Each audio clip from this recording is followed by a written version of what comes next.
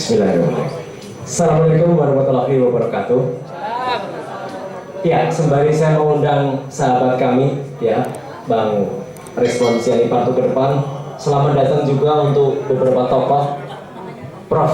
Henry Subiakto yang baru datang, ya.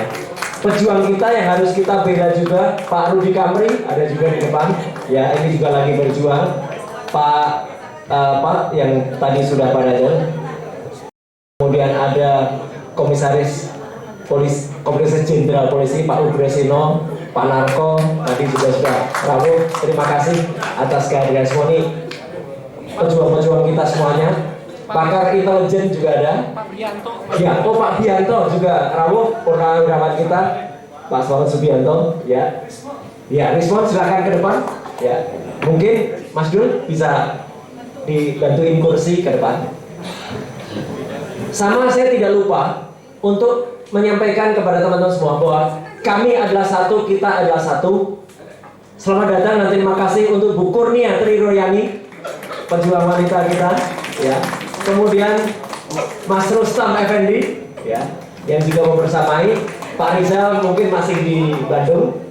Ibu-ibu dari tim yang selalu ikut berjuang bersama kami, semuanya juga ada. Dan bapak-bapak lain dengan segala hormat, mungkin belum bisa saya sebut satu-satu, nanti mungkin Mas Refli bisa nyebutin satu-satu siapa yang ada, ya. Gitu. Terima kasih juga.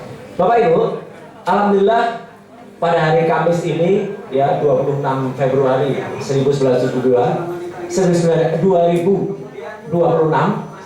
saya jadi ingat tahun lahirnya Dr. Tifa soalnya, ya. Kita ada satu rahasia yang tadi belum disampaikan oleh Dr. Tifa, tapi sebenarnya ini bukan rahasia karena disampaikan kemarin pada saat pembukaan sidang CLS di Solo. Yaitu ketika Dr. Tifa ditanya, tanggal lahir kapan? Tanggal lahirnya Dr. Tifa, ulang tahunnya adalah tepat pada saat sidang CLS kemarin di Solo. Ya, jadi 2 hari yang lalu, tanggal 24 Februari. Ya, tahunnya tadi keperucut saya udah bilang 72, ya. Jadi selamat ulang tahun sahabat saya, adik saya, Dr. Tifa yang luar biasa, samurai kita, yang hari ini sekaligus mengajak teman-teman semua untuk mensyukuri nikmat Allah Subhanahu wa Ta'ala, bahwa kita nanti juga akan berbuka puasa bersama-sama di tempat yang sangat bagus ini di Amin. Nah, 2 buku yang ada di hadapan kita. Yang pertama adalah Otak Politik Jokowi, ada juga kata pengantar dari Rocky Gerung dalam buku itu, ya. Itu tebalnya adalah 312 halaman. Kemudian buku kedua Jalan Samurai Akademik 296 halaman. Ini memang merupakan karya dari Dr. Tifa ke-6 dan ke-7 yang tadi sudah sampaikan, ya.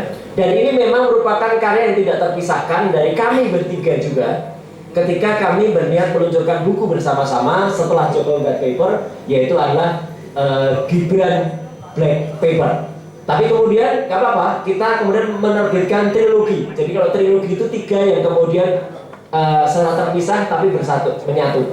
Pertama adalah, mohon tunjukkan Dr. Respon.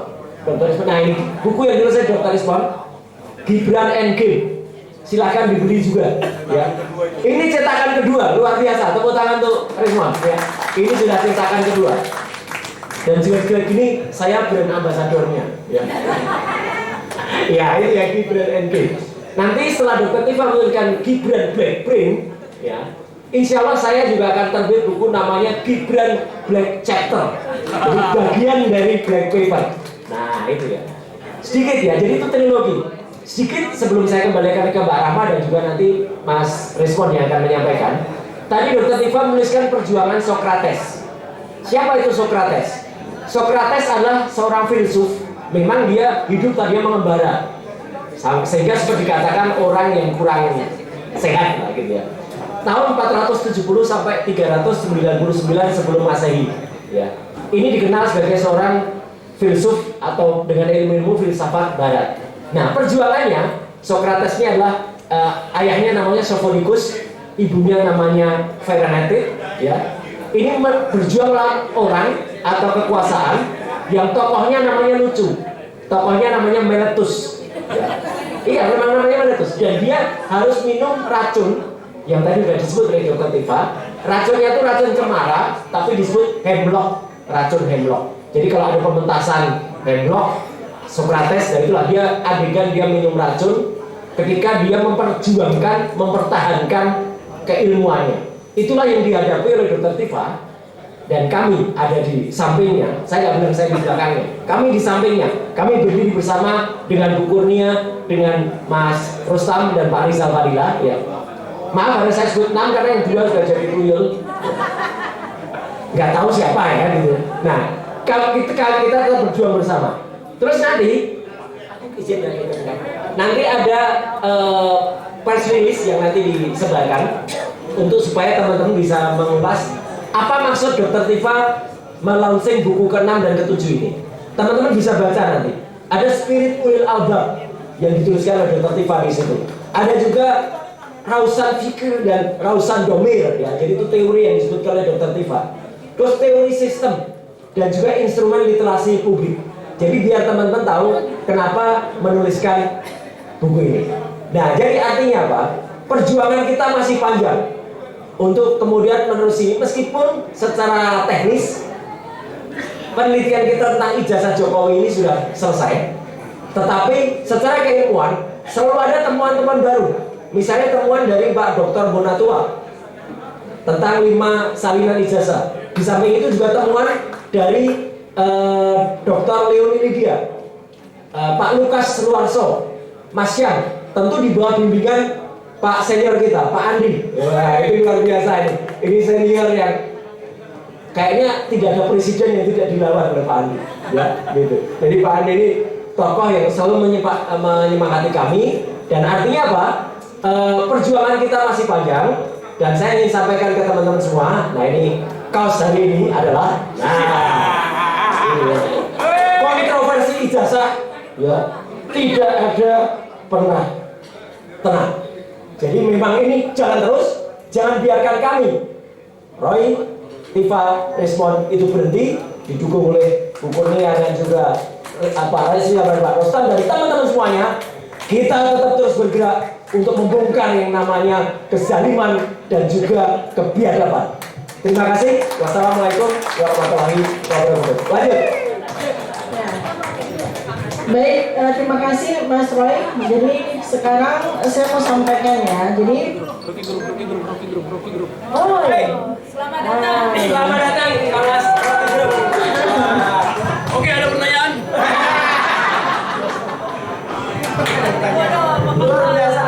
Luar biasa kawan. Siap. Sudah, duduk. Nah, pengantarnya. izin ya. Jadi tadi terima kasih banyak Abang hadir. Ya.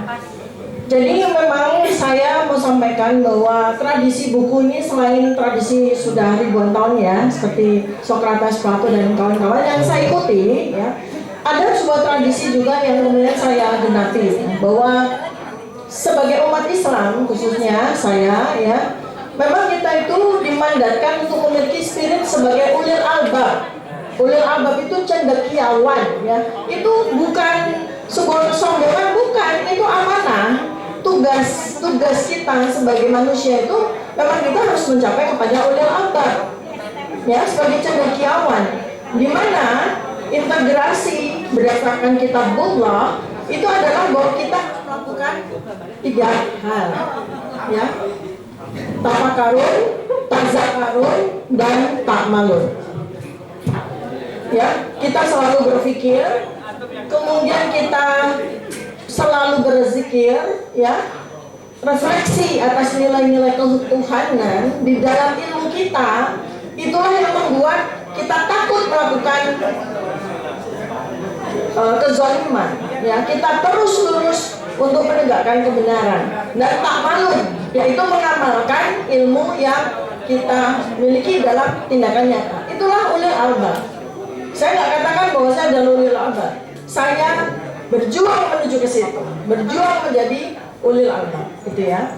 Nah, kemudian saya menggunakan 2 konsep, ya, yaitu rausan fikir dan rausan domir. Bagaimana kita mengintegrasikan antara dunia dan akhirat, bagaimana kita mengintegrasikan antara manusia dengan alam semesta dengan Tuhannya. Jadi itu yang kemudian ketika kita jalankan itu dengan sepenuh jiwa raga kita, takut itu nggak ada, gitu. Takut itu nggak ada. Karena yang ada di depan kita itu adalah bagaimana kita dengan ilmu yang diberikan Tuhan Yang Maha Kuasa, diberikan Allah Subhanahu Wa Taala kepada kita, itu kita terus berjalan apapun. Sekarang masa kita takut? Nggak ada. Soalnya saja berani minum racun, gitu kan? Ya kan? Makanya sebetulnya kemarin waktu guru kita Profesor Din Syamsuddin itu menjadi ahli, kan dia udah katakan, kalau saya salah, kami salah, paling-paling pencemaran nama baik 9 bulan. Tapi kalau kita lakukan benar, dia terancam 10 tahun. Jadi siapa yang takut? Kita atau dia? Kan gitu ya. Terima kasih. Assalamualaikum warahmatullahi wabarakatuh. Waalaikumsalam warahmatullahi wabarakatuh. Tepuk tangan dong sekali lagi ya. Ini saya terus terang bangga ya kali hari ini karena duduk di samping Sokrates dan Sokrateswati. Sebelah kiri saya ini juga Sokrates ini juga kan. Sokrates tebet. Bukan Sokrates Sentul ini, Bojong Koneng. Baik, itu artinya Dr. Tifa sudah siap minum racun nih. Ya kan, minum racun di sini maksudnya artinya ya, jika sudah tidak bisa bersuara lagi, menyuarakan kebenaran, itu bagaikan minum racun gitu ya bagi seorang ilmiah. Makanya jadi samurai. Karena kalau dilihat di buku ini, Jalan Samurai Akademik, nalar, keberanian dan tanggung jawab ilmiah, begitu ya. Artinya bisa dipertanggungjawabkan secara ilmiah. Karena itu alasan tadi nulis buku ya, biar bisa dibaca semua orang termasuk Termul, begitu ya. Tapi apakah Termul membaca? Nah itu pertanyaannya. Apalagi buku yang kedua, Otak Politik Jokowi, katanya bukan hanya otak Jokowi saja yang dibedah, juga otak Termul katanya. Wah. Tapi kayaknya ada yang kurang, Dr. Tifa. Kalau Termul itu bukan otaknya yang dibedah, kantongnya atau dompetnya. Nah itu baru ketahuan kenapa bisa sampai konyol seperti itu. Baik, ini selanjutnya saya nanti ada Rocky Gerung juga ya di acara selanjutnya. Bang Rismon dulu nih ya. Silakan.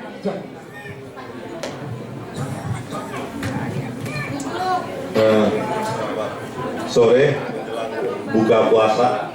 Terima kasih kepada bapak ibu yang sebenarnya tidak layak ada di sini sebenarnya. Ada Pak Ugro dan lain. Ya, saya lebih layak di sini.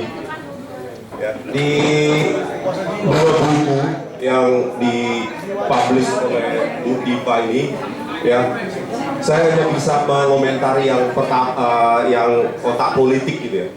Otak politik Jokowi, kajian berbasis neuropolitika. Nah, dari pertanyaan-pertanyaan kemarin di sidang CLS, ya, ada yang katanya wakil dari UGM atau pengacara Jokowi itu seolah merendahkan kompetensi maupun kajian dari Bu Tifa. Padahal, ya, kalau kita belajar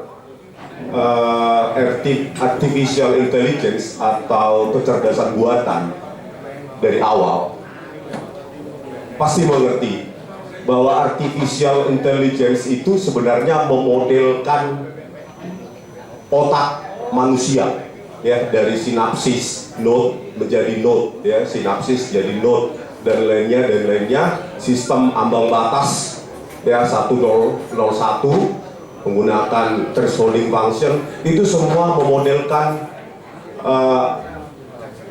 sistem kinerja otak yang sampai sekarang juga masih misteri.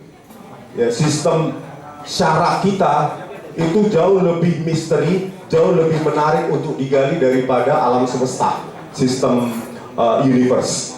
Ya, jadi dari pertanyaan kemarin di sidang CLS itu terlihat bahwa dia yang bertanya itu tidak punya kedalaman atau fundamental dari mata kuliah atau pelajaran dari neuroscience yang dicoba untuk dimodelkan dalam artificial intelligence yang sampai sekarang sudah kita nikmati, mulai dari ChatGPT dan lainnya. Nah, neuroscience ini berkembang terus, bukan hanya di dalam video, image, telecommunication maupun lainnya, juga saya kira ke politik, gitu ya.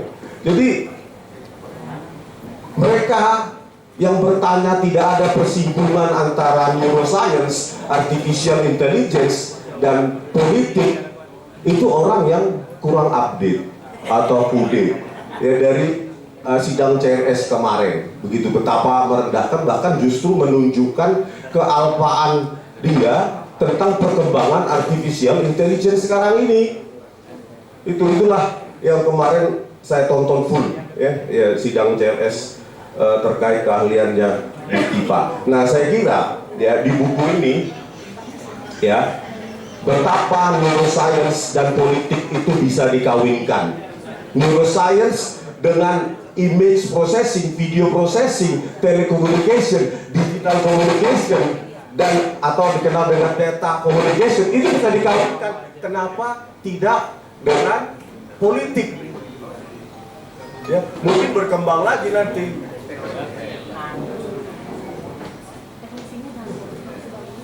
Tes. Apa lagi? Tumben kabel Pak. Tadi nggak masalah. Itu neuroscience. Waktu saya ngomong malah mati. Ya. Tes. Nah, inilah perkembangan peradaban manusia.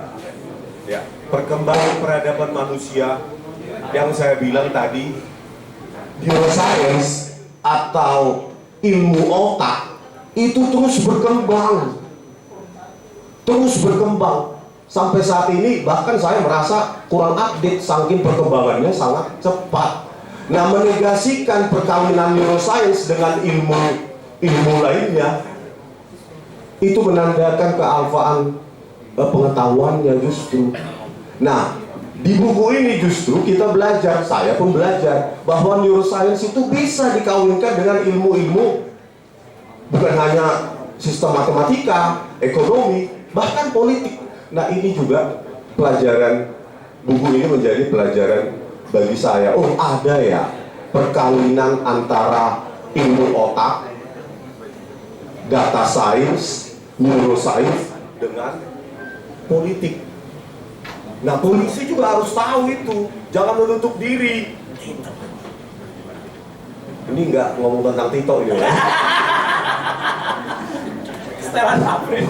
Ya, jadi hanya karena ilmu ini baru yang bahkan saya mempelajari neuroscience, artificial intelligence juga bagi saya ini hal yang baru, bukan berarti langsung ditolak. Itu nggak ada landasan ilmiahnya, hanya karena ini sesuatu yang baru. Harusnya kepolisian jangan menutup diri terhadap ilmu-ilmu seperti ini, yang bahkan saya pun baru tahu ternyata neuroscience bisa dikawinkan dengan ilmu-ilmu yang berbau sosial, berbau politik dan lainnya.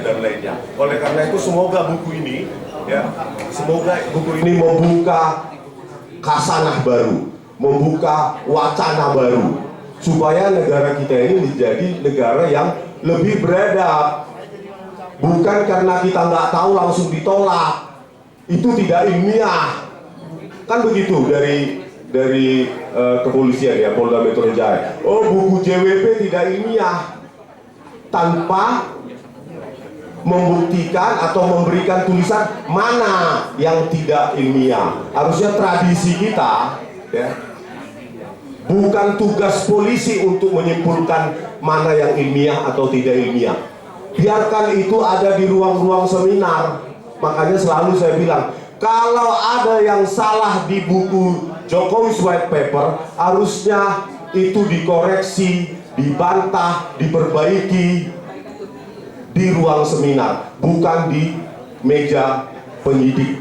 Yang kita selalu saya katakan, untuk mengeluarkan istilah-istilah saintifik pun harus kita di meja penyidikan itu harus kita tulis istilah itu, jangan sampai salah di BAP. Itulah saking butanya pendidik kita kan. Ya karena memang pendidikannya tidak berkaitan dengan itu.